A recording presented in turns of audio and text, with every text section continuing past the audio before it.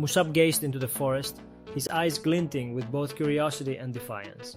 Saad and Ca'Kasha stood beside him, uncertainty etched on their faces. Legends are just stories, He declared, a hint of arrogance lacing his words.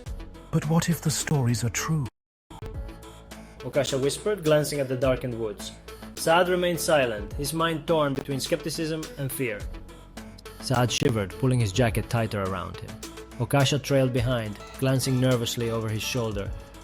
We'll prove there's nothing to fear. Musab reaffirmed, his grip tightening on the flashlight. The forest seemed to close in around them, every rustle and creak magnified in the stillness. This place feels wrong. Ca'Kasha murmured, his voice barely audible. Let's go inside. Musab urged, pushing open the creaking door.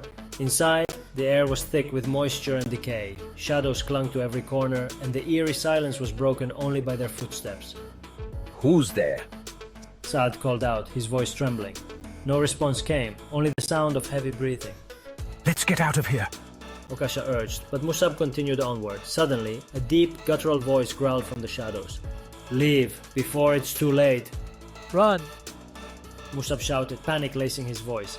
They raced down the stairs, but the creature was faster, appearing before them in a blink. The lights flickered, casting erratic shadows across the walls. You cannot escape, the creature growled, its voice like the echo of a nightmare. Ca'Kasha stumbled, the creature's claws grazing his ankle. Allahu Akbar. Musab cried, seizing his brother's arm and pulling him toward the door. The creature shrieked, dissolving into a black mist that dissipated into the night sky. Breathless and trembling, the brothers emerged into the cold night air, their faith a shield against the darkness they had faced.